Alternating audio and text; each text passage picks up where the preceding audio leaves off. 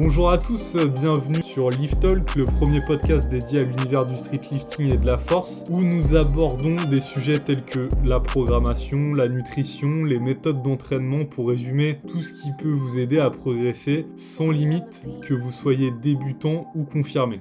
Nous sommes Marco et Victor, coach et compétiteurs dans le milieu du street lifting. Nous suivons des athlètes également en powerlifting. Si vous avez des questions, n'hésitez pas à les noter lors du podcast et à nous les poster en commentaire. Le podcast est sur toutes les plateformes, que ce soit YouTube, encore Spotify, Deezer, etc. Bonne écoute à vous. Bienvenue à tous aujourd'hui pour le 31e épisode de Lift Talk en compagnie. Le revoici, il revient de vacances, il est bien reposé. Il a jamais été aussi maigre que ça, de notre Victor national. Le mec est en moins de 66, il est parti en vacances pendant un mois. Victor, comment tu vas ? Eh ben, excellemment bien. Et toi, mon gros Marco ? Toi qui, par contre, défie les lois de la gravité et qui devient de plus en plus obèse. Ouais, purée. Ouais, là, on est un peu sur les chemins inverses, ouais, tout à fait. Ouais. Donc là, t'es à combien de kilos, là, maintenant, Victor ? Eh ben, alors là, je me suis pesé il y a 3 jours, je pense. Je faisais 81,9, donc en revenant de vacances. Donc, où j'ai quand même fait pas mal d'excès, ça on peut le dire. Mais j'ai quand même contrebalancé avec une dépense qui était quand même assez conséquente. Ce qui faisait que, bon, bah voilà, je m'en sors quand même plutôt bien, parce que je suis à moins de 2 kilos de ma catégorie, donc c'est quand même largement correct. Et je pense que je suis même encore un petit peu moins lourd maintenant, que moi je suis quand même adepte des déficits assez agressifs. Donc très rapidement, je perds assez vite du poids. Et après, moi je préfère en gros rapidement perdre le poids, quitte à ce que ça impacte un petit peu ma récup momentanément, mais au moins je peux assez rapidement quitter cette phase de déficit pour revenir à une maintenance où je me stabilise au poids voulu. Ce qui fait que ça, c'est quand même beaucoup plus tenable, parce que du coup, bref aparté, parce que c'est vrai qu'on n'en a pas parlé, mais vu que les gens, souvent d'un point de vue, ils ont pas mal de connaissances théoriques, on va dire, sur la nutrition, la façon de gérer une perte de poids, etc. Mais c'est des connaissances qui restent très théoriques, ils ont du mal un peu à se les représenter dans le concret. Et donc, en gros, ce qu'il faut se dire, c'est que pour perdre du poids, 1 kg de gras, ça représente en moyenne, on va dire environ, pour faire vraiment un truc rond et simple, c'est pas très juste, mais ça simplifie bien, 8000 calories. Donc ça veut dire que pour perdre 1 kg de gras, de graisse corporelle, il faut cumuler un déficit sur plusieurs jours de 8000 calories. Donc admettons, pareil, pour faire très rond, très simple, simplifier les choses, je fais du moins 1000 par jour, et ben du coup sur 8 jours, j'aurais perdu 1 kg de gras. Donc peut-être que sur la balance, j'aurais perdu un petit peu plus, parce que j'aurais perdu de l'eau, j'aurais perdu du glycogène. Mais en tout cas, j'aurais perdu 1 kg de graisse corporelle, et c'est ça évidemment qui m'intéresse. Donc bref, ça c'était pour se représenter les choses. Et quand on est en déficit calorique, peu importe entre guillemets la vitesse de déficit calorique, ce qui compte c'est la somme totale du déficit en termes d'impact sur les adaptations métaboliques. C'est-à-dire qu'on a tendance à se dire, ok, je vais avoir des adaptations métaboliques qui vont être plus rapides et plus fortes quand je vais faire un déficit qui va être très agressif. Et en fait, c'est vrai sur le court terme, puisque forcément, j'ai un déficit qui est plus gros sur le court terme. Mais sur du cumulé, c'est-à-dire que si je fais moins 1000 en un jour, ou si je fais moins 1000 en 3 jours, et sur le total des jours, à la fin, j'aurai les mêmes adaptations métaboliques. Donc autant aller rapidement, et ensuite pouvoir revenir à maintenance, et du coup dissiper les adaptations métaboliques et être bien. Donc bref, c'était parti sur un sujet qu'on voulait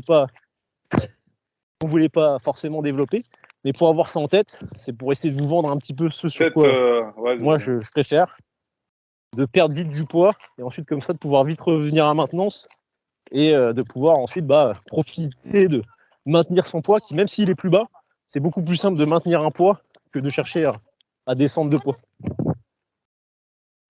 Ouais, carrément. Et puis en plus de ça, ça dépend vraiment de stratégiquement, si vous avez une échéance assez proche, c'est un truc qui est hyper intéressant à mettre en place. Et même si vous n'avez pas d'échéance, si déjà vous êtes un peu confirmé dans la pratique, que vous connaissez bien, et que psychologiquement aussi vous êtes assez solide pour encaisser un déficit assez agressif comme tu l'as décrit, let's go quoi. C'est vrai que Ouais, c'est vous ça. gagnerez Après peut-être du temps, en vrai, c'est pas ça si dur, hein. sera. Ouais, enfin, ça dépend vraiment des gens, quoi. Oui, oui, bien sûr.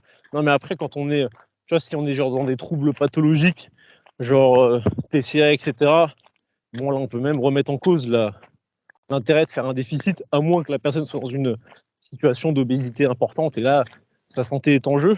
Donc là, oui, c'est vrai que faire un déficit agressif, pour le coup, ça pourrait peut-être être peu toléré par la personne. Mais en fait, même si, à moins que vous soyez déjà en fait très très sec, dès qu'on a, entre gros guillemets, pas mal de gras à perdre, parce que je suis pas un gros sac comme Marco, faut pas déconner, et ben, si on gère bien les choses, parce que c'est sûr que si on fait un déficit où on boit de l'eau et on mange des concombres, ah bah là, le déficit, il sera agressif, mais on va très mal le supporter. Parce que tout simplement, on ne sera pas rassasié et on n'aura pas ce qu'il nous faut. Donc faire un déficit agressif, oui, mais quand même apporter ses protéines, quand même apporter un peu de glucides, un peu de lipides, et évidemment tous les micronutriments nécessaires au bon fonctionnement de son organisme. Ça, c'est très important. Et puis après, avoir du volume via, par exemple, des grosses plâtrées de légumes, etc. Ça permet quand même d'avoir une bonne satiété. Et du coup, bah, à moins d'arriver vraiment sur des taux de gras très faibles, en fait, ça se tient assez facilement et assez longtemps. Mais c'est sûr que, comme j'ai dit, si on meurt de faim parce qu'on ne mange pas assez de volume, pas assez de légumes, typiquement, et ben là, ça va être très compliqué à tenir. Ouais. Ok. Alors, tiens, bah, embraye avec le premier sujet, mon cher Victor. Et ben alors, le premier sujet, donc alors oui, simplement, petite précision quand même, il y en a qui vont se dire, mais qu'est-ce qui se passe? C'est parce que je marche pendant le podcast, hein. Si jamais il y en a qui se posent des questions, parce que pareil, Le niveau mec stratégie pour perdre du optimise bois, son temps. bah voilà, c'est ça. Il C'est optimise ça. son temps à outrance. Ça y est, le mec fait son hit pendant les podcasts, quoi. Donc vous Le mec verrez n'a pas plus de respect. la tronche de Victor. Bah là, en plus, ce serait filmé par en dessous. Donc, je peux te dire que là, vous auriez un bon. Parce que forcément, je suis avec mon Un téléphone bon angle. et j'aurais un peu la flemme de le tenir à hauteur de visage. Donc, vous auriez une sacrée vision. Donc, bref, qu'est-ce que je voulais dire? Oui, le premier sujet, on a dit. Donc, premier sujet, un sujet programmation. Ça faisait un petit temps qu'on n'avait pas parlé de programmation spécifiquement. Et c'est un sujet, moi, qui me tient bien à cœur parce que c'est un cas de figure que je suis en train de rencontrer. Enfin, que je suis en train de rencontrer, que j'ai rencontré très récemment. Et qui est, comme on en a parlé un petit peu en off avant avec Marco, un truc auquel on est un peu toujours confronté, que ce soit en tant que coach ou en tant que pratiquant, qui est donc là on en a déjà parlé, mais trouver en quelque sorte la recette magique. Après la recette magique, je précise, sur un certain aspect. Et là, ça commence à être un peu compliqué parce que je suis en montée et je commence à expirer, putain, ma race. C'est plus dur que des fois 8 au squat, là, ce qui se passe là. Bon, je fais une petite pause, je vais me mater la vue. Attends, je vais vous mettre la caméra, là, vous allez vous régaler. Donc, alors, attends, comment je retourne? Allez, voilà. Papy 2017. Alors, on n'est pas bien là. Ah, c'est Donc ça magnifique. c'est Je chez moi. connais cette vue. Ça, si jamais vous vous demandez ça, donc c'est le jardin. Donc c'est assez sympa, c'est grand. Je loue l'été pour les mariages si jamais ça vous intéresse. N'hésitez pas à venir vers moi. Donc, comme je disais, donc la recette magique. La recette magique sur les formats. Donc moi, en gros, je donnais l'exemple à Marco tout à l'heure en off. Je vais vous redonner ici. C'est de, en gros, trouver une stratégie. Comme on vous en a parlé, nous, ce qu'on recommande en général, dans la plupart des cas, même si évidemment, cas zéro, il peut y avoir des cas de figure qui vont nécessiter autre chose, mais dans la plupart des cas, on recommande de faire 2 fois ces mouvements de compétition par semaine, et en règle générale, à nouveau, hors stratégie spécifique, d'avoir des formats d'entraînement différents sur ces 2 formats, sur ces 2 séances-là. Donc, par exemple tout con, je fais du squat, je sais pas, le lundi, je fais du squat le jeudi, et le lundi, je fais un top 7 en x3 et des back-off en x3, et le jeudi, je fais du straight set, donc je sais pas, 4 séries de 8 répétitions, admettons. Donc bref. Et le but, ça va être de trouver des formats et de trouver aussi des variations qui vont me permettre de bénéficier de ces formats-là et d'avoir une bonne récupération, de surcompenser, mais de solliciter également suffisamment pour avoir des adaptations, parce que si je brasse de l'air, j'ai pas d'adaptation non plus. Et donc, en gros, ce qu'on essaye de vous dire, c'est est-ce que l'objectif pour toute personne qui cherche à se programmer et pour tout coach, c'est de trouver pour un individu précis une façon de faire qui va être en gros viable et répétable à l'infini. En gros, j'ai trouvé que si je faisais tant de séries en séance 1 et avec tel pourcentage en début de bloc et que j'incrémente de temps au fur et à mesure et que forcément mon ERM il augmente au fur et à mesure, donc les pourcentages ils représentent des charges plus importantes au fur et à mesure, bref, ce qui fait que forcément d'un bloc à l'autre ça augmente. Et pareil en séance B, en séance 2, je fais la même stratégie où j'ai la même fluctuation de l'intensité avec un format différent de la séance 1. Et une fois que j'ai trouvé ce truc-là parfait, est-ce que du coup c'est ça qu'il faut que je cherche? Est-ce qu'il faut que je cherche cette répartition pile-poil? Ou est-ce qu'il faut que d'un bloc à l'autre, j'ai un turnover permanent, j'ai un changement des formats, un changement des assistances, des variations sur ces mouvements de compétition. Donc Marco, je te laisse un petit peu embrayer avec ce questionnement très interrogatif. Ouais, c'est un sujet que je trouve hyper intéressant. Et même moi, j'ai pas de réponse toute faite, comme je te disais en off. Et c'est aussi une discussion qu'on a abordée dans le podcast qu'on a enregistré lundi, avec Alexis et Simon de Stenios. Je vous passe les bonjours. C'est que, en fait, il y a rien, il n'y a pas de vérité absolue. Moi, je dirais que en tant que coach, je vais d'abord parler en tant que coach. Il y a des phases de test, forcément, quand on commence à vous prendre en charge. Je dis toujours que le bloc numéro un, c'est un peu un bloc test. Déjà, la première semaine de bloc, on va voir énormément de choses, mais avec un recul un peu plus important, le premier bloc aussi va nous donner énormément d'informations. Euh, Victor nous parlait en gros de la rotation des formats et ça c'est hyper important parce qu'on pourrait se dire bon allez je vais partir par exemple allez je dirais la séance 1 je fais du squat. Le squat je fais un 4x6 et en fait ce 4x6 là je vais lui laisser pendant des semaines et des semaines, enfin des blocs et des blocs même. Sauf que ce qui est fort probable d'arriver, c'est que ça arrive à ses limites en termes de production, de progrès, on va dire. Et du coup, ce qui est intéressant aussi, et c'est ce que je fais, c'est d'anticiper ce genre, comment dire, de barrière en fait qu'on peut avoir à un certain moment, et de faire une rotation au niveau des rep range sur différents formats. Et c'est un truc qui fonctionne bien. Encore une fois, il faut l'adapter à chaque individu parce que il y a des individus qui vont réagir plus ou moins différemment.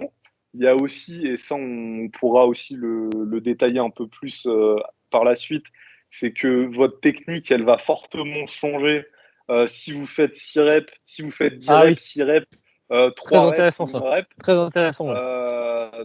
Donc, ça aussi, il faut le prendre en compte. Par contre, ce qui est souvent hyper intéressant sur des formats longs, par exemple, c'est en fait d'accumuler de la charge de travail. Aussi, on vous l'a déjà dit, on travaille toujours, comment dire, les différentes filières. En fait, c'est pas qu'une filière qu'on travaille à la fois, mais peut-être orienter un peu plus sur une filière. Je dirais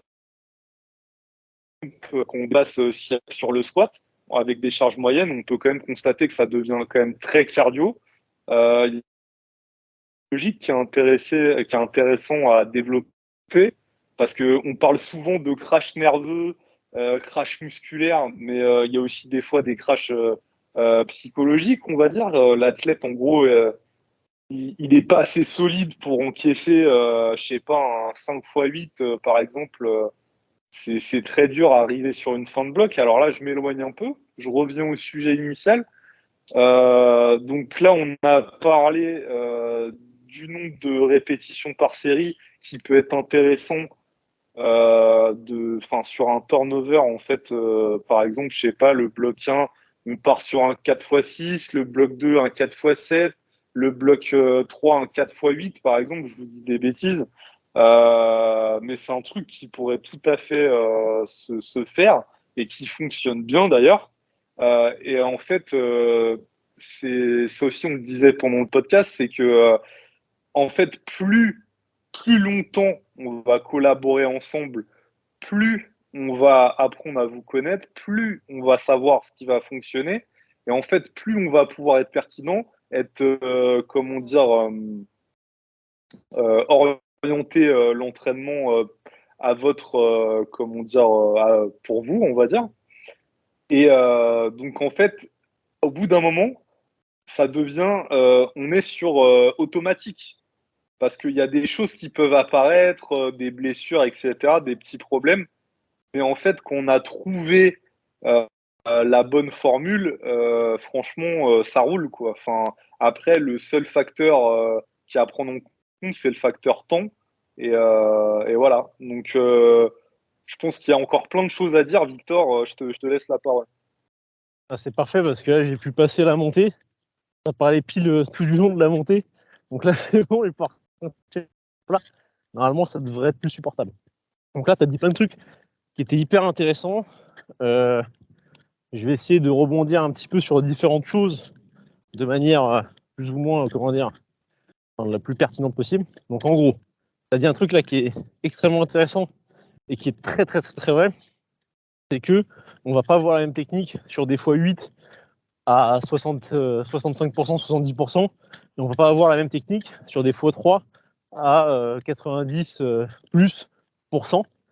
Et ça, c'est très très intéressant, tout simplement, parce que tu sais, souvent, on a un peu cette image de dire il faut que ta technique, elle soit pareille barre vide qu'avec 200 kg, qu'avec 100 kg, qu'avec 50 kg, qu'avec 120 kg, bref, peu importe. Il faut que ta technique, elle soit toujours pareille. Sauf que dans les faits, c'est pas possible, en fonction de la charge. On va également avoir cette technique qui se modifie et qui s'adapte un petit peu en fonction de son rep range, de manière parfois plus ou moins inconsciente. Donc c'est aussi pour ça que c'est important d'avoir un turnover. Je donne un petit peu un exemple classique. Mais genre typiquement, si on fait un bloc full, où on va privilégier des formats longs et sur par exemple des tractions et sur par exemple du squat, et ben de manière plus ou moins inconsciente, au fur et à mesure, on va élargir un peu sa prise de traction et on va certainement écarter aussi un petit peu ses pieds au squat parce que ça va favoriser la fluidité dans le mouvement et ça va réduire l'amplitude totale, ce qui fait que ça va être plus simple d'enchaîner beaucoup de reps, d'avoir beaucoup de volume. Sauf que le fait de faire ça, ça vous rendra certainement plus performant et plus efficient sur des formats un petit peu mi-longs, style endurance, endurance testée, donc endurance un peu longue quand même, avec des pourcentages où c'est pas non plus du 30%. Mais par contre, si vous venez des formats proches du 1RM, il y a des chances que ces modifications techniques que vous avez faites, elles ne soient pas si bonnes que ça et qu'elles ne vous rendent pas plus fort sur du 1RM, ce qui reste quand même le but dans du street lifting. Donc c'est pour ça aussi, donc ça c'est un petit aparté que je voulais faire, que quand vous faites des formats un peu longs comme ça et que vous les faites de manière assez durable, de faire attention, ça c'est une logique qui est hyper importante, et c'est pareil pour les variations, de manier les intensités correctement, dans le sens où il ne faut pas qu'il y ait de modifications techniques excessives au niveau du placement. Parce qu'après, il y aura des modifications dans la gestuelle globale. Bon, pareil, il ne faut pas qu'elles soient trop importantes, mais ça, elles se font d'elles-mêmes parce que c'est normal. Le corps s'adapte et se spécifie pour la contrainte qu'on lui demande. Mais en tout cas, par exemple, voilà, ça, c'est des trucs sur lesquels vous pouvez facilement influer, d'écarter, de ne pas plus écarter les pieds, de ne pas plus écarter les mains aux tractions. Ça, c'est des trucs qui sont pas trop durs à mettre en place, de faire gaffe à ça. Toujours surplacer pareil, parce que ça va pas vous bénéficier certainement. Ça, c'est le premier truc que je voulais dire. Faites attention à ce genre de truc. Et pareil sur les variations, quand vous faites une variation, montez en intensité sur la variation, mais pas au détriment justement de la variation. Si vous faites du posé et que le posé, il est juste dans votre tête, mais qu'en vidéo, il n'y a pas de posé, c'est que déjà, vous faites plus du posé. Donc, c'est que certainement, la variation ne vous sert plus. Parce que vous êtes monté trop haut en intensité dessus, ou simplement, vous n'êtes pas forcément si haut en intensité dessus, mais simplement, vous n'avez pas eu assez de rigueur dans l'exécution, et du coup, l'intention derrière le posé, elle sera plus là, quoi, parce que forcément, si on fait une micro-pause, on travaille plus ce gainage en bas, on travaille plus ce redémarrage sans inertie, et du coup, on perd l'intérêt de la variation. Donc bref, Ça, c'était l'autre aparté. Pensez bien, quand vous faites un format de répétition, quand vous faites une variation, à vous concentrer énormément sur l'exécution et faire très attention à ça. Donc ça, c'est le premier truc que je voulais dire. Et l'autre truc sur lequel je voulais rebondir, donc c'était ça, en fait, c'est l'idée que chaque format, chaque variation va être un outil qui va aider en fonction de certaines problématiques qu'on va rencontrer. Donc parfois, un même outil peut répondre à différentes problématiques en fonction de l'intention qu'on va avoir derrière. Par exemple, du posé au squat, eh ben, ça peut corriger un manque de descente, parce que du coup, le fait de faire une pause, ça permet de se représenter l'amplitude qu'il faut avoir pour valider son squat. Ça peut représenter le fait de venir trop s'écraser en bas. Ça peut être utile également pour travailler le démarrage, avoir un démarrage explosif sans inertie en bas. Donc, en fonction de si vous avez une de ces trois problématiques-là, le poser pourra corriger ces mêmes problématiques-là. Donc, bref, on peut avoir une même variation avec différentes intentions, se concentrer sur différents trucs pour avoir le même travail. Donc, ça, voilà. C'est aussi une autre notion que je voulais aborder. Et après, l'autre truc que tu disais, c'est qu'en effet, quand on reproduit les mêmes formats, on finit par se heurter à un mur et on finit certainement par ne plus réussir à progresser dessus parce qu'on a usé sa marge. Et que du coup, si on cherche en permanence d'un bloc à l'autre en réutilisant exactement les mêmes formats d'entraînement à augmenter ad vitam aeternam les charges, eh ben, il y a de grandes chances que ce soit justement, et je reviens par rapport à ce que j'ai dit avant, au détriment de la technique. Et donc ça, c'est à tout prix à éviter parce que ça ne vous fera pas progresser davantage. Parfois, augmenter les charges plus, mais modifier sa technique, eh ben vous êtes plus fort sur le format en question, mais vous ne serez pas forcément plus fort sur un RM. Donc c'est quelque chose qui est important à garder en tête, c'est ce que j'ai dit avant. Et donc le truc que je voulais dire, c'est oui, voilà, c'est ça. Et donc ça, c'est une réflexion que j'ai eue moi depuis quelques temps, et pour justement avoir un peu une sorte de contre-argument par rapport à ça, c'est que sur une séance principale, évidemment que le but, c'est de progresser d'un bloc à un autre, mais sur une séance secondaire, où on va avoir justement peut-être un focus technique, un renfort spécifique sur un certain aspect, et ben peut-être que c'est une réflexion que j'ai de plus en plus, mais ça c'est quand même réservé probablement à des personnes qui ont un niveau intermédiaire et avancé, et ben ça peut être intéressant peut-être de ne pas chercher forcément en fait à progresser sur ces séances-là, donc pas forcément au cours d'un bloc, hein, mais entre différents blocs, c'est-à-dire admettons ma séance secondaire sur le squat c'est toujours un 4x8, et ben sur le 4x8, semaine 1, je vais le faire à 65%, semaine 2, je vais le faire à 68%, semaine 3, 71, semaine 4, 73, etc., etc. Je vais avoir des incréments plus ou moins homogènes. Et quand je vais arriver sur ma semaine 1 du bloc suivant, et ben au lieu de passer à un petit peu plus, j'ai commencé à 65% sur le bloc précédent, donc je pourrais commencer peut-être à 67% sur le bloc suivant, et ben pas forcément. Je refais exactement la même évolution. Pourquoi ça? Parce que ce format-là, peut-être qu'il a une volonté spécifique. Là, je vous conte le truc, mais en fait, c'est parce que c'est une histoire vécue de moi hein, que je vous donne un truc si précis.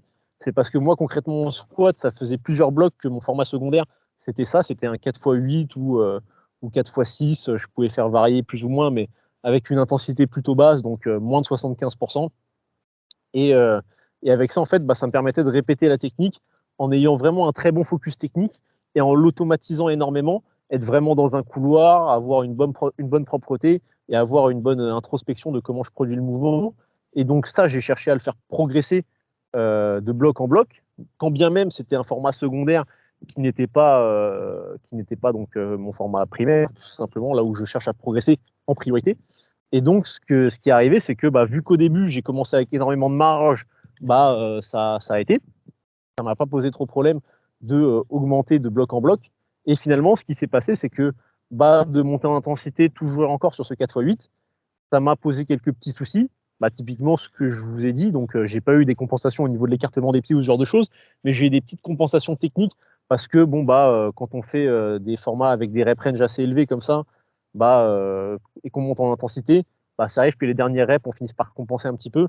Donc j'avais les genoux qui étaient positionnés un petit peu différemment, je les laissais un peu plus avancer, donc ça a fini par me tirer un peu plus les genoux que ce que ça le ferait habituellement. Pareil, je mettais un peu plus de vitesse sur le début de la série.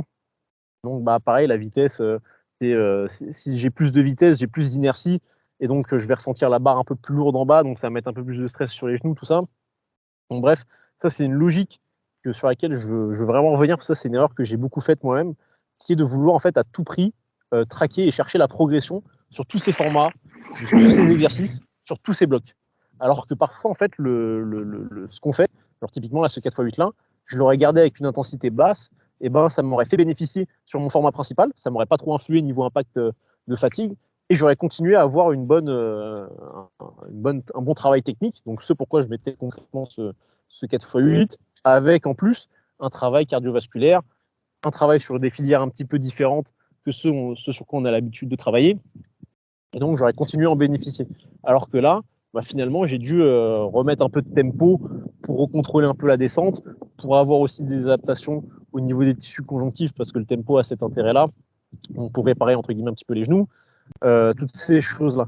Donc en gros, pour resynthétiser par rapport à la question de départ qui est est-ce qu'il faut au fur et à mesure de ces blocs faire des tests pour prouver sur chacun de ces exercices ce qu'il nous faut concrètement, exactement ce qu'il nous faut, et ensuite une fois qu'on l'a trouvé, le reproduire ad vitam aeternam, versus est-ce qu'il ne faut pas faire ça est-ce qu'il faut chercher à chaque bloc à pas réinventer la roue, mais modifier quand même les choses, les pourcentages, les formats, etc., pour que on continue de progresser. Eh ben, moi, je suis un peu mitigé. Je pense que en fait, on peut vraiment bénéficier de reproduire à nouveau les formats quand on a pigé ce qu'il nous fallait, qu'on a les bonnes intentions derrière et qu'on utilise les bonnes stratégies de fluctuation de l'intensité, surtout quand c'est des formats secondaires, pour avoir les bénéfices qu'on y recherche. Donc moi, comme j'ai dit, typiquement, du travail technique, de l'automatisation, du travail un petit peu cardio, etc. Bon, cardio, ça fait bizarre de dire ça comme ça avec du squat en x8, mais c'est peut-être pas le meilleur terme, mais bon, bref, un travail mi-long, quoi, en gros. Qu'est-ce que tu penses de ça, mon gros Marco, de ne pas progresser sur un format, évidemment, je précise, hein, pas sur l'exercice, mais sur un format, de bloc en bloc? Je pense que encore une fois, sûrement que la dernière façon de faire que tu as abordée s'adresse plutôt à des gens qui sont confirmés avancés, qui vont vraiment se connaître, savoir comment ils réagissent, etc. Avoir aussi une objectivité qui peut-être t'as moins peut-être à tes débuts, Ouais, mais comme on vous dit tout le temps, c'est pas tout noir tout blanc, on n'est pas dans les extrêmes, voilà, bien faut sûr. nuancer par rapport à ça. On peut même à la limite, vous pouvez conserver un même format, peut-être pendant 2, 3 blocs, ça peut avoir son intérêt. Par exemple, si le retour de l'athlète va dans ce sens-là, en mode voilà, ouais, je me sens super bien sur mon 4x6, je sens que le bloc prochain, je vais pouvoir aller chercher plus parce que j'avais de la marge en fin de bloc et parce que j'arrive à avoir une super technique et que vous le constatez sur le bloc suivant, par exemple, parce que voilà, on vous le dit souvent aussi ici, ce qui fait aussi la pertinence d'un coaching, c'est la relation, le dialogue que vous allez avoir avec votre coach. Et en fait, nous, plus on aura de données, plus on aura d'informations, plus on orientera les choses de manière pertinente. Donc, ouais, moi, à titre personnel, en ce moment, je trouve que le format sur mes séances principales sont vraiment, m'aident beaucoup en fait. Enfin, je me sens bien et je sens que je peux, tu vois, le bloc prochain, si on conserve le 4x6, je pense que je vais pouvoir encore aller chercher plus loin tout en ayant une bonne technique. Aussi, il y a un truc qu'on n'a pas abordé et que, parce qu'on vous a dit, on vous a parlé de la rotation des rep range au fur et à mesure des blocs. Enfin, ça, c'est peut-être plus moi qui en ai parlé. Mais aussi, on peut imaginer que, et c'est pas une imagination, c'est un truc qui est factuel. C'est par exemple, je prends un truc concret. Vous faites votre séance lourde squat le séance 1, vous avez 4 séances par semaine, et vous faites votre séance plus volume dédiée au volume séance 3. OK. Donc ça, c'est le premier bloc. Bon, vous progressez bien là-dessus, etc. Et le deuxième bloc, qu'est-ce que vous faites vous inversez les choses. Vous faites séance 1 ou 2, je ne sais plus ce que j'ai dit, vous faites votre séance volume, et en fait, en séance 3, vous faites votre séance lourde. Et en fait, et ça, c'est un truc, je pense qu'on le voit surtout quand on est intermédiaire avancé, c'est que si vous faites votre séance volume en début de semaine, vous allez arriver sur votre séance lourde, un peu plus nerveuse, hein, je caricature un peu, avec des courbatures. Alors que si vous aviez fait l'inverse, vous serez arrivé beaucoup plus frais parce que peut-être que vous auriez eu le week-end pour bien vous reposer, bien vous retaper. Et vous aurez commencé votre semaine sur votre séance lourde squat. Et en fait, là, les choses, elles peuvent complètement changer. Et des fois aussi, c'est bien d'inverser ces choses-là. Est-ce que tu arrives à me comprendre, Victor? Oui, je vois très bien ce que tu veux dire. Bah, ça peut être intéressant justement pour avoir un turnover parce que, en gros, bah, typiquement, ce qui se passe souvent, c'est que quand on fait de la force, qu'on veut progresser en force, que ce soit de la force athlétique ou que ce soit du street lifting, et ben, on a tendance à se tourner vers des formats courts parce qu'évidemment, bah, ils permettent de mettre plus lourd. Et on a cette tendance à se dire, bah, plus je peux mettre lourd, plus je vais travailler et développer ma force, donc plus ça va être intéressant. Or, c'est faux parce que bah, ça a ses limites de faire que du lourd, que des formats courts, pour plein de raisons qu'on a déjà exposées et dont on pourra reparler après ou une autre fois. Et donc, le truc, c'est qu'une fois qu'on a un peu creusé le truc jusqu'au bout et qu'on a vraiment développé ce qu'il y avait à développer avec des formats courts, et ben, en fait, de chercher à progresser sur des formats longs, ça va redébloquer le truc et ça va permettre de reprogresser ensuite sur des formats courts. Et du coup, d'avoir cette alternance-là, et ben, ça va permettre de progresser plus durablement et aussi de manière plus sécuritaire. Et donc, bah, si par exemple, comme on l'a développé ici, vous avez donc 2 séances par semaine, séance 1 avec des séries plus courtes et des charges plus lourdes, et séance 2, des séries plus longues et des charges forcément plus légères, et que vous priorisez par conséquent, puisque c'est la séance 1, les formats courts, donc le lourd, et ben au bout d'un moment, ce qui se passera, c'est que vous aurez, donc, comme on l'a dit, épuisé le truc, vous aurez plus de marge de bloc en bloc et vous aurez du mal à progresser. Et en plus, la séance secondaire, avec les formats plus longs, eh ben, vous aurez du mal à progresser aussi, puisqu'elle sera impactée de la fatigue générée par la première séance.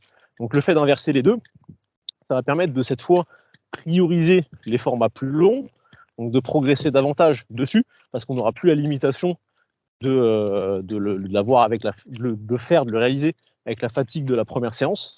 Et on pourra progresser davantage.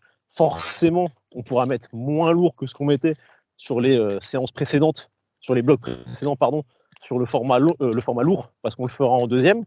Mais c'est pas très grave. On mettra peut-être un peu moins d'intensité dessus.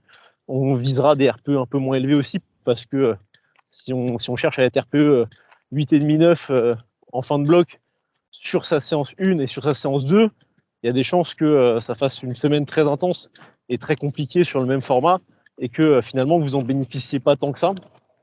Après ça, ça dépend des mouvements, ça dépend des stratégies, mais globalement, si vous faites tous vos blocs comme ça, avec une montée en intensité qui est exactement similaire, genre par exemple semaine 1 RPE 6 sur mes deux formats, semaine 2 RPE 7 sur mes deux formats, et ainsi de suite, que ça monte jusqu'à ça, jusqu'à RPE 8-9 sur la dernière semaine, sur les deux formats, et ben ça va être un peu compliqué. Généralement, il faut avoir un format où justement on va privilégier un travail peut-être un peu plus technique ou une variation pour renforcer un certain point, mais on va mettre un peu moins d'intensité parce que sinon ça va être vraiment compliqué niveau récupération. Et du coup, bah, ce que vous ferez, c'est que une fois que vous aurez inversé ces formats-là, vous progressez et vous vous laisserez monter haut en RPE sur le premier format en volume, et du coup un peu moins haut et forcément un peu moins lourd sur le deuxième format, d'autant plus qu'il y aura la fatigue. Donc vous privilégierez le format avec du volume, et ensuite quand vous réinverserez, il y a de grandes chances que si vous faites bien les choses, que vous avez bien géré l'ensemble, que vous avez créé un bon momentum, etc., et ben vous puissiez monter plus haut sur le format le format lourd finalement, et donc augmenter spécifiquement votre 1RM. Donc c'est important d'avoir un turnover comme ça sur ces formats d'entraînement au fur et à mesure des blocs, et d'avoir un changement de priorisation. Et ça, notamment, du coup, le fait de privilégier le volume, c'est bien de le faire quand vous êtes un peu plus loin des échéances compétitives. Exact. Perfect. Perfect.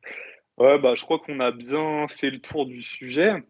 Le deuxième sujet du podcast, donc là, c'était un sujet plus programmation.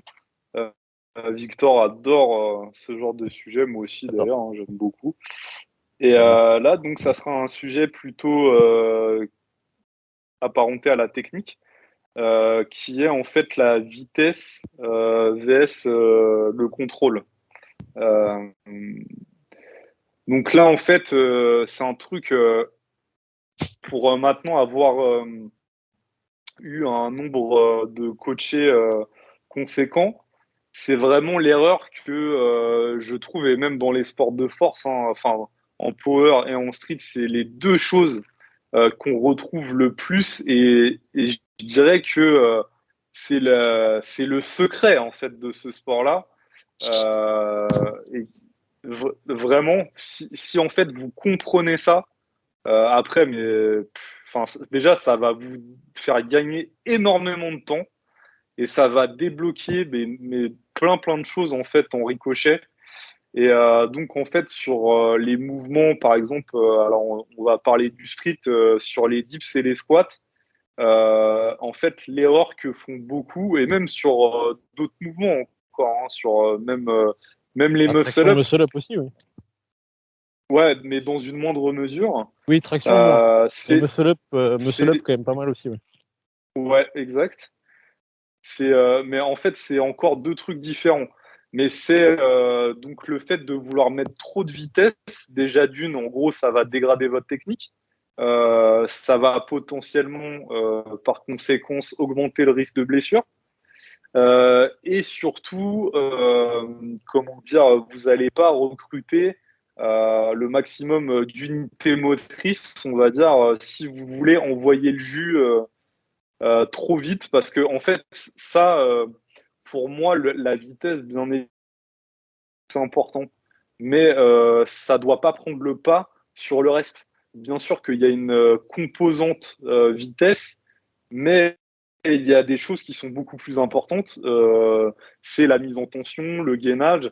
Et sur le squat et les dips, c'est un truc qu'on voit énormément. C'est des gens qui, moi j'aime bien appeler ça des descentes kamikazes, qui se laissent complètement tomber, complètement rebondir. Et là, vous allez faire peut-être le parallèle dans votre tête. Vous voyez, ce que je vois, c'est genre les haltérophiles qui se laissent vachement tomber en squat, etc. Et ça, on vous l'avait déjà expliqué d'ailleurs, hein. C'est que s'ils avaient une autre façon de faire, donc un peu plus apparentée à la force, ils seraient capables de développer potentiellement beaucoup plus de poids. Même si malheureusement ils n'essayent pas dans le concret, on ne pourrait pas comparer en réalité, mais on le sait, on le voit nous-mêmes en tant que pratiquants de force.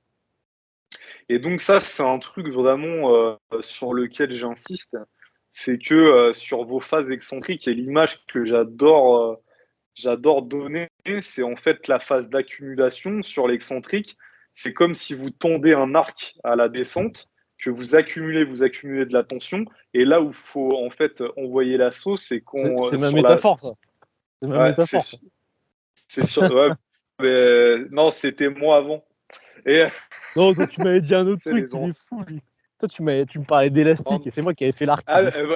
ouais, ouais, l'élastique, mais c'est pareil. Hein, moi, Et c'est l'arc. Appelle-moi Robin des Bois. donc ça, c'est hyper important. Ce qui va de pair avec le contrôle de l'excentrique et cette phase d'accumulation, bien sûr, c'est tout, tout ce gainage en fait que vous allez devoir avoir. En fait, le fait de faire bloc, on vous dit tout le temps ça, mais sur tous les mouvements, c'est ce qui va faire que vous allez potentiellement développer beaucoup plus de force, être beaucoup plus fort, vous mettre en sécurité, conserver aussi une bonne technique.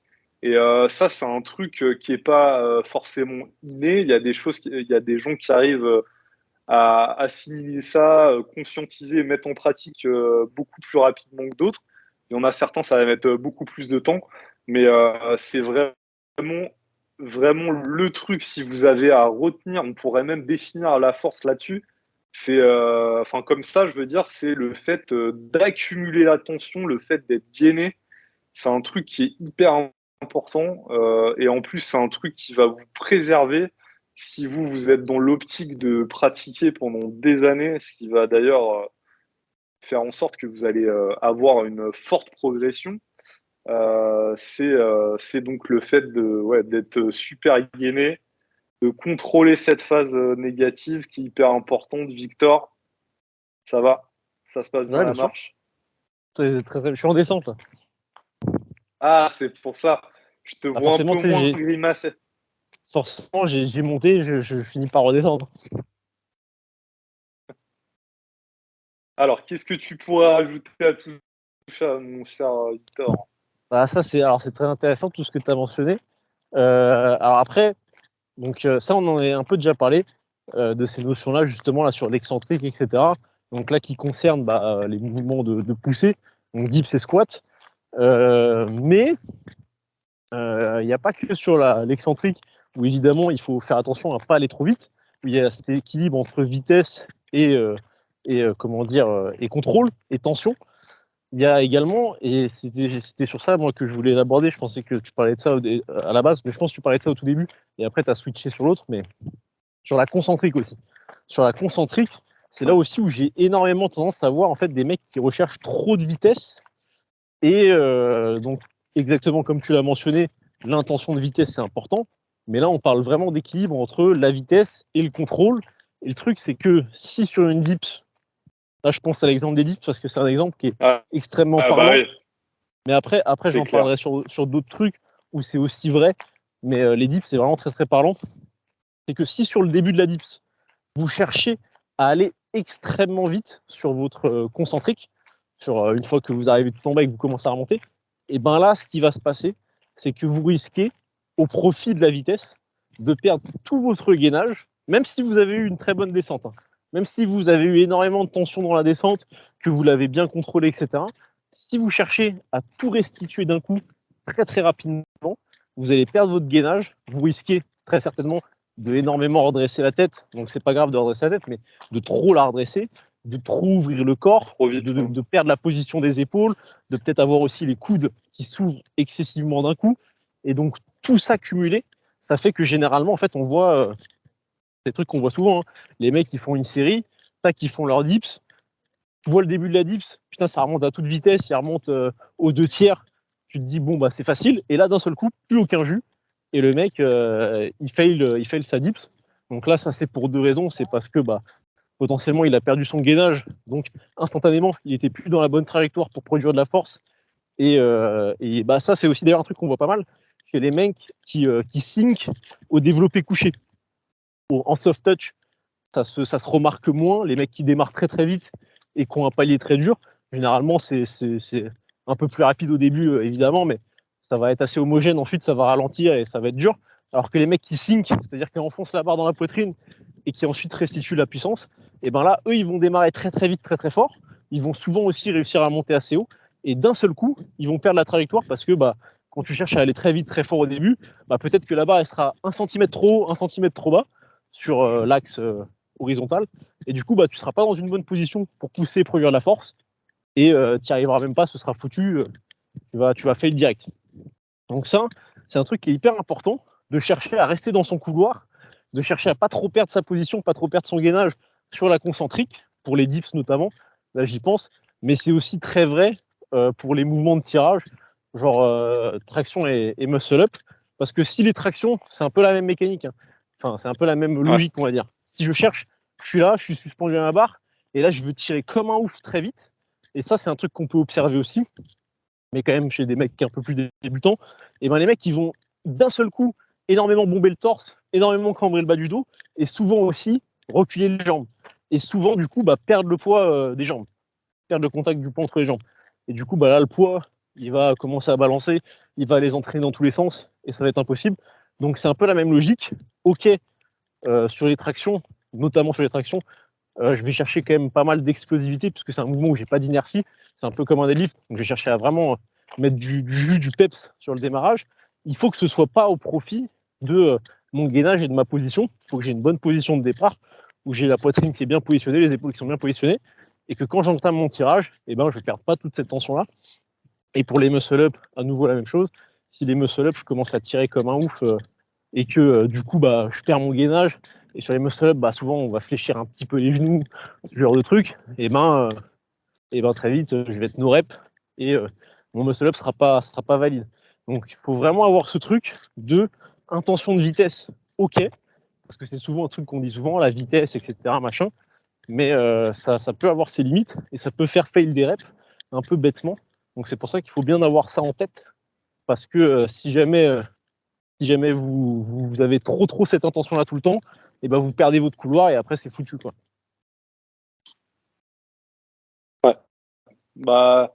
Ouais, c'est ça. Sur les dips, tu l'as vachement bien décrit. Et moi, ce que je dis tout le temps, c'est, on l'avait mentionné dans d'autres podcasts aussi, c'est votre capacité à développer de la force continue, en fait. Pas juste à un moment, à Exactement. une amplitude donnée, Ouais, c'est ça. c'est vraiment jusqu'à la fin. Et sur les tractions, c'est aussi vachement valable. Et c'est moi une erreur personnellement, et ça, c'est un truc que je fais encore. Et après, bon, il y a d'autres facteurs qui font que, parce qu'on observe aussi souvent chez les catégories hautes, enfin, en gros, chez les poids lourds, il y a moins cette capacité de grind que dans les catégories inférieures. Mais c'est aux tractions et surtout au muscle-up, parce que au muscle-up, on pourrait se dire, comme dit Victor, que voilà, c'est la vitesse, la vitesse, la vitesse à tout prix. Et surtout sur ce mouvement-là, et en fait, c'est pas du tout le cas. On voit des mecs, des fois, qui arrivent à muscle up hyper lentement. Et d'ailleurs, on se douterait pas quand ils démarrent leur muscle up qu'ils vont faire une muscle up. Ils partent plutôt en mode traction. Et puis après, ils font la rotation au dernier moment, etc. Donc, vraiment, c'est cette capacité au tirage sur muscle up et traction à tirer le plus haut, le plus longtemps et le plus uniformément possible. Et ça, c'est un truc qui est dur à faire. Et moi, ce que j'essaie de faire à titre personnel, c'est que, et surtout quand vous êtes en début de bloc, c'est ce que je dis tout le temps, quand tu es en début de bloc, profites-en justement pour te concentrer sur la technique. Et les mecs, en fait, ils font l'inverse. Souvent, dans 90% des cas, ils essayent de mettre de la vitesse. Mais mettez Comme pas des de la fous furieux. vitesse. Comme des fous furieux. Exactement. Du coup, c'est ça, tu sais, au début, ils sont hyper simples, c'est extrêmement simple. Semaine 1, 2, super simple. Bam, semaine 3, vu qu'il y a une augmentation linéaire des charges, ils ont cette même intention de mettre une vitesse de ouf, sauf que d'un seul coup, ils sortent à un mur et ça devient beaucoup plus dur parce qu'ils doivent reforcer dans la rep. Et du coup, ils passent de RPE 5-6 à 7-8 d'un coup, alors que tu as rajouté 5 kilos, quoi. Ça, je le vois souvent. Et puis, on parlera pas aussi des gens qui rajoutent des variations pour augmenter la difficulté parce qu'ils sont au début de bloc. On vous voit, on vous connaît et on vous le dit tout le temps d'arrêter avec ces conneries. De faire du posé, de faire des trucs comme ça. Exactement. Et ouais, donc vraiment, c'est ça, c'est concentrez-vous sur la technique en priorité. Et même quand c'est facile, et j'ai envie de dire surtout quand c'est facile. Et pour en revenir à mon exemple, c'est que sur les tractions, en début de bloc, par exemple, essayez de tirer hyper haut. Justement, on parle de variation, à la limite, tirer au niveau de la gorge, même au niveau des clavicules, si c'est possible. Et ça sera génial, en fait, et ça aura une incidence hyper positive pour la suite du bloc, en fait. Alors oui, mais de le faire intelligemment quand même, parce que Bien justement, sûr. quand les charges sont légères en début de bloc, ce qu'ils peuvent faire les mecs, quand on leur donne cette indication-là, enfin qu'on leur permet en gros de monter un peu plus haut parce que c'est facile, et c'est de justement, vu que c'est léger, ils tirent comme des bœufs au démarrage, donc finalement encore le même problème, et vu que c'est léger, l'impulsion qu'ils mettent au démarrage leur donne suffisamment d'inertie pour monter haut, et du coup ils sont contents, mais finalement ils ont quand même pas travaillé ce truc de tirer longtemps. Donc il faut vraiment qu'ils aient en tête cette intention de vouloir produire de la force longtemps, avec les dorsaux, avec les bras, quand on parle du tirage, parce que c'est vraiment quelque chose qui fait vraiment la différence, et après qui peut se transférer très bien sur les muscle-up. Et vraiment, ça, c'est un truc, c'est très très important.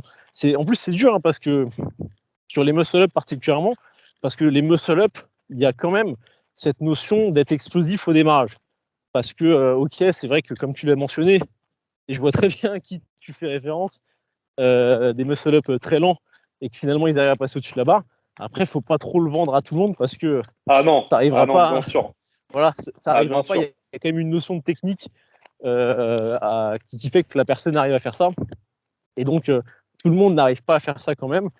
Mais en tout cas, bon, ça prouve quand même que c'est possible, que l'explosivité, elle a son importance sur le muscle-up, mais ça fait pas tout. Mais il faut pas avoir le penchant inverse. Il faut quand même chercher à être explosif au démarrage. Mais voilà, c'est comme ce qu'on disait tout à l'heure.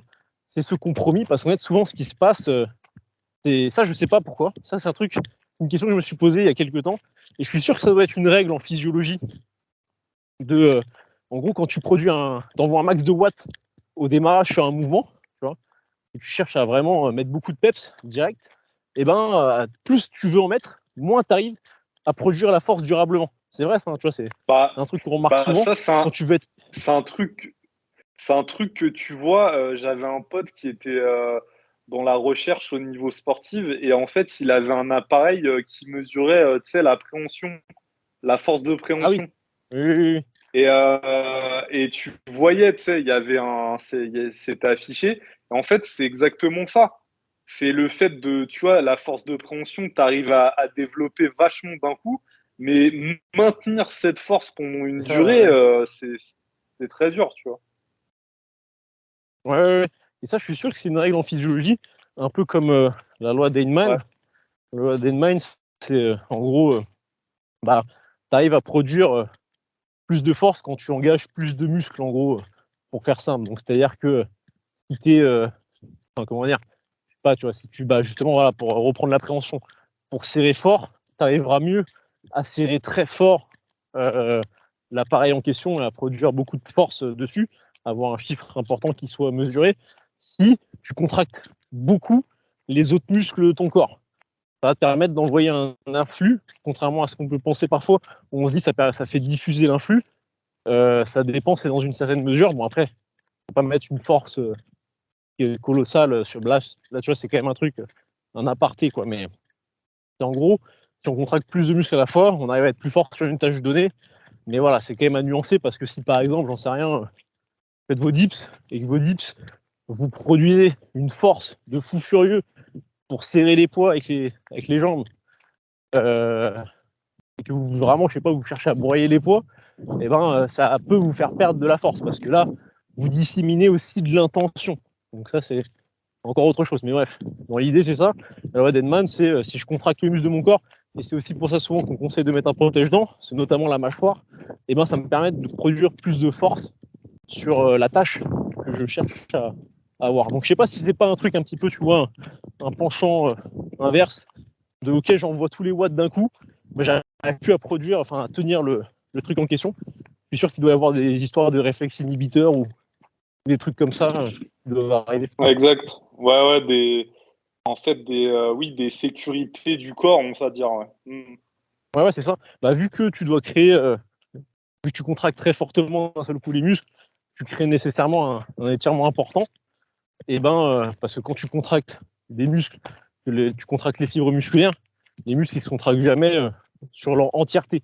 Surtout quand tu contractes fort d'un coup, toutes les fibres musculaires d'un muscle, elles arrivent à se contracter quand tu produis un effort un peu long. Genre typiquement, tu fais une série de 5, genre, je sais pas, du développé couché, à la cinquième rep, tu es quasiment à l'échec. Bon, bah, sur la cinquième rep, ton mouvement sera très lent. Là, tu vas solliciter un maximum de fibres musculaires. Par contre, sur les premières, tu solliciteras un peu moins de fibres musculaires. Donc, plus tu avanceras dans l'effort, plus tu en solliciteras. Donc, bref, quand tu produis un effort explosif au démarrage, là, tu arrives à avoir de la vitesse. Donc, tu ne pourras pas contracter toutes les fibres musculaires des muscles en question.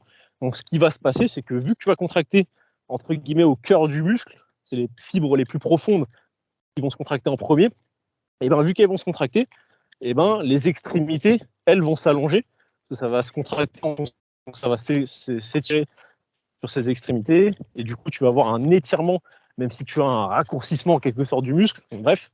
Et donc, les différents capteurs que tu vas avoir à ces niveaux-là, au niveau musculaire, au niveau tendineux, vont s'activer, vont envoyer un message au niveau central, et potentiellement, du coup, tu auras un réflexe inhibiteur. Voilà, ça c'est parce que du coup, on a fait une partie, on appelle ça une partie programmation, Là, on fait une partie physiologie un peu en complément, du coup. Là, vous êtes bon pour la fac. Ouais, bah, en fait, pour comment dire, vulgariser un peu, c'est que le corps, il cherche toujours à garder son intégrité. Et en fait, il a plein de mécanismes de protection comme ça.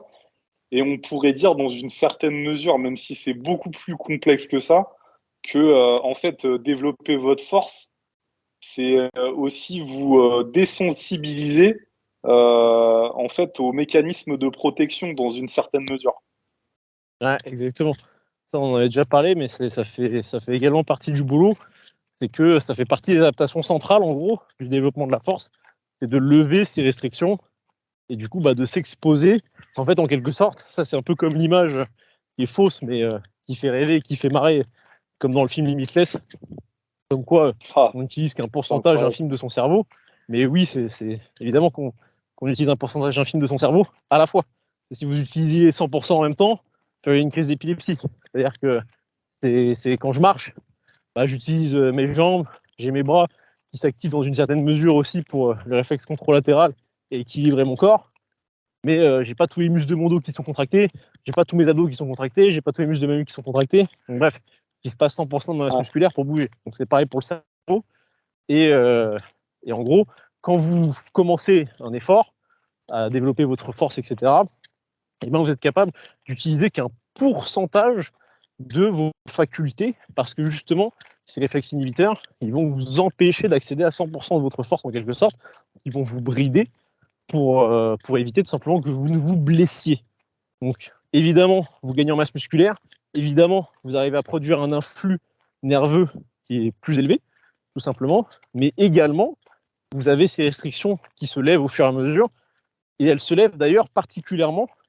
Ça, là, c'est pas du tout scientifique ce que je vous dis, mais là, le truc que je vais dire maintenant tout de suite, c'est pas du tout scientifique, mais c'est très vérifié expérimentalement, on va dire, avec la pratique. Ces restrictions se lèvent beaucoup plus quand justement vous avez ces intentions de produire une force durable. Parce que vous arriverez ensuite à devenir des grinders, entre guillemets, c'est comme ça que j'aime bien appeler les choses. C'est des des grinders, c'est-à-dire des mecs qui tracteurs. arrivent, voilà, c'est ça, des tracteurs, à monter des reps, que ce soit sur n'importe quel mouvement, bon, à part le muscle-up quand même, mais lentement, et du coup, à produire certainement plus de force, plutôt que des mecs hyper explosifs, mais qui vont se prendre un mur d'un coup. Parce que être explosif, c'est super de faire, je sais pas, un squat à. Mais ça, en fait, c'est souvent ça qu'on voit, c'est que c'est des mecs qui, en fait, ils sont rapides et endurants, proches de leur max, mais tu te dis, putain, le mec, il squatte 2,40, c'est RPE 7, tu te dis, putain, il doit avoir 2,60, 2,70, et tu vois, il squatte 2,50, il est RPE 10. Parce que justement, le mec, en fait, il est super explosif, donc tant que la charge le ralentit pas tant que ça, et que l'inertie qu'il provoque au démarrage, elle arrive à le faire remonter entièrement, c'est bon. Mais dès que la charge est un petit peu au-dessus de ce qu'il faut, et là, paf, il prend un mur de fou et ça bouge plus. Donc c'est pour ça, éviter de devenir comme ça, parce que ça a ses limites. Et en plus, c'est des habitudes qui deviennent difficiles ensuite à enlever. C'est vraiment assez dur. Parce que moi, j'étais énormément comme ça avant. C'est les profils un peu des mecs qui font pas mal d'endurance. L'endurance, c'est ça, c'est vous êtes pas mal explosif au début, parce que du coup, quand tu es explosif au début, tu es moins longtemps en tension, parce qu'il y a un temps où justement tu bénéficies de l'élan que tu as créé. Et du coup, sur une rep, je dis une connerie, mais genre une rep, elle dure 1 seconde. Si tu arrives à économiser 0,25 secondes à chaque fois, parce que justement, tu as un moment où tu as produit de la force au début, et que du coup, tu n'as plus de force à produire, paf, tu viens juste verrouiller ta rep en haut et c'est fini, sur les dips par exemple. Et du coup, sur 50 reps, tu as économisé 0,25 secondes x 50. Donc, tu as économisé pas mal de temps sous tension en quelque sorte, on va dire, pour simplifier. Donc, les mecs qui vont de l'endurance, souvent, c'est plus eux, justement, qui doivent convertir ça. Parce que moi, je vous fais des reportages animaliers également. Oh merde, ça charge. Voilà. Ça, c'est les C'est oies de toi. mon jardin. Ah oui, les oies, j'allais dire les canards. Non, c'est des gros canards. Bon. Cette minute culture à animalière. D'ailleurs, c'est incroyable, mais il y a vraiment de tout. Il est très complet ce podcast, hein. Ouais. Il aborde plein de sujets différents. Prochaine Bientôt fois, on fera une rubrique sur les oies. une recette de cuisine, moi j'aimerais bien. Ah, ça peut être pas mal ça. Prochain podcast dans ma cuisine, c'est parti. Je vous ferai mes repas Et, de la semaine en même temps du podcast. est-ce que tu aurais pas un truc à annoncer à la Ah bah commu si. qui écoute le podcast? Et voilà, j'y pensais en même temps qu'on parlait. Et je me suis dit, est-ce que tu vas vouloir en parler? Mais je me dis que oui, c'est tout à fait à propos. Et c'est tout à fait le moment d'en parler. C'est qu'avec Marco, il y a, je sais plus, je pense 2 semaines, on a enregistré pendant de nombreuses heures, si vous saviez, putain, de nombreuses heures où il y a eu des fous rires, où je pense notre monteur caméraman nous a haï, Ah oui. nous a haï parce Attends, que est-ce qu'on dit la petite anecdote Attends, carrément, ah en oui, fait, ah ça oui fait d'accord, ouais. tellement long que la caméra a fini dans le frigo Absolument. Parce qu'elle surchauffait parce tout que ça simplement. surchauffait. Mais elle a fini 2 fois dans le frigo. Donc c'est pour vous dire Oui. quand même la durée du tournage. Donc ce qu'on a enregistré, ce qu'on a tourné, c'est une formation sur les dips où entre autres, eh ben, on vous expose un petit peu là, les points dont on a parlé, dont on parle en général dans le podcast, et on vous explique très concrètement comment y faire face. Enfin, je te laisse compléter un peu Marco pour dire un peu tout ce qu'il y a dedans et à quel point on a essayé de faire un truc très complet, très béton, quoi. Ouais, c'est ça. On a essayé de faire la chose en fait la plus utile pour vous et qui va être applicable le plus facilement possible. On Ah, a essayé exactement. vraiment de vous vulgariser les choses, de les rendre accessibles et applicables. Il y a différents modules. On a fait des préambules, on a mis des choses d'abord. On a abordé certains sujets généraux. Et puis après, petit à petit, on a resserré les taux et puis on est allé dans les détails. On vous a exposé toutes les variations, l'utilité des variations, comment programmer, comment intégrer des dips, etc. Donc ça va être une formation vraiment très complète. Jusqu'alors, à ma connaissance, en tout cas, je ne crois pas qu'il y ait de formation aussi complète sur le street lifting et surtout dédiée à un mouvement en particulier. Donc c'est une formation qui va, j'ai pas la durée exacte là de la formation, mais ça va durer à mon avis dans les 2 heures, avec, comme je vous le disais, plein de modules. Et à la fin de cette formation, vraiment, vous allez avoir en fait tout le condensé de notre expérience en tant que coach, mais aussi en tant qu'athlète, tous les retours qu'on a pu, enfin sur les gens qu'on coach et sur nous-mêmes, les problèmes auxquels on a été confrontés. Donc en fait, c'est toujours la même chose. Ça va vous faire gagner énormément de temps. Et donc voilà. Enfin franchement, moi j'aurais aimé justement avoir une formation comme ça au départ quoi de ma pratique. Ça m'aurait fait gagner du temps quoi. Bah même oui, si j'y repense là, du coup, toutes les notions de préhab, réhab, on a montré beaucoup d'exercices en ce sens qui peuvent être implémentés dans un programme en règle générale. Donc il y a vraiment beaucoup de trucs pour tous les cas de figure. Du coup, même si vous avez des douleurs au dips, bah, on vous explique comment gérer tout simplement la programmation. On vous explique les exercices que vous pouvez faire en fonction du type de problème que vous avez. Donc on a essayé vraiment de rentrer dans tous les trucs qu'il va y avoir à penser et à prendre en compte. Donc après, évidemment, on dit sur les dips, comme Marco l'a dit, on a voulu faire un truc spécifique, donc qui est sur cet exercice-là. Mais après, voilà, comme il l'a aussi dit, il y a des aspects plus globaux. Donc on reprend des notions qui vont être applicables aussi quand même pour l'ensemble des mouvements. On a montré des échauffements type, bon, axé plus pour les dips, mais d'ailleurs plusieurs échauffements on a montré, hein, axés plus pour les dips, mais qui peuvent avoir leur efficacité pour le haut du corps de manière générale, donc pour les tractions, pour les muscle-up. Enfin, on explique vraiment énormément de choses dedans. J'ai même plus tout en tête, j'avoue. Euh, tellement, tellement ça m'a cramé le cerveau, tout simplement, d'enregistrer tout ça. Je nous revois finir par devenir carrément complètement fou.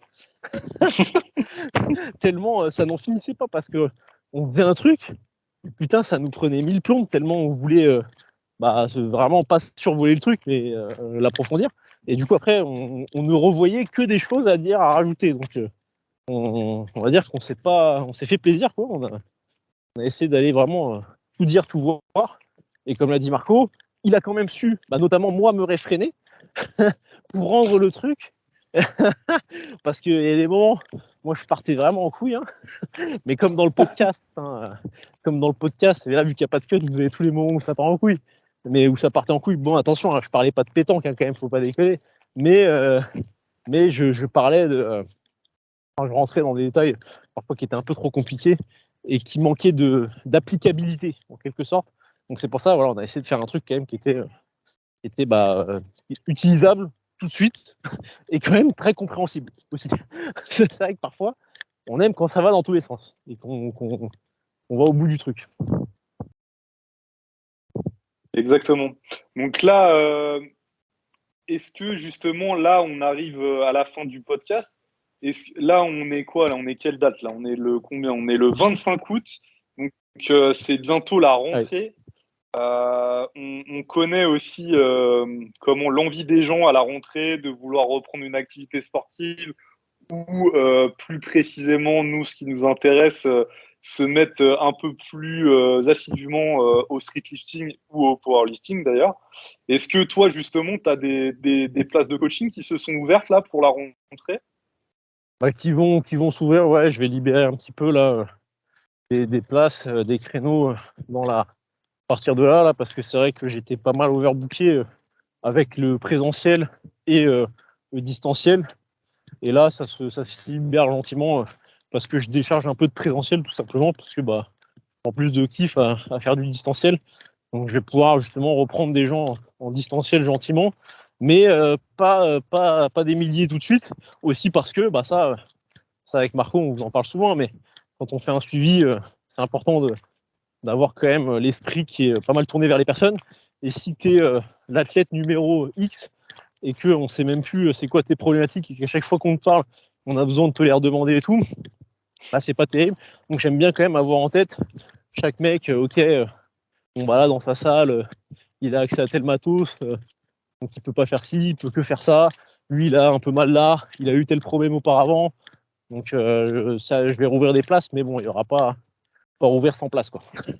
Ok. On va faire simple. Ça marche. Pareil de mon côté, toujours un nombre limité pour garder en qualité. Nous, on vous invite, si vous faites ce choix-là, à vous rapprocher de nous sur nos différents réseaux. Victor Scarlatti sur Instagram et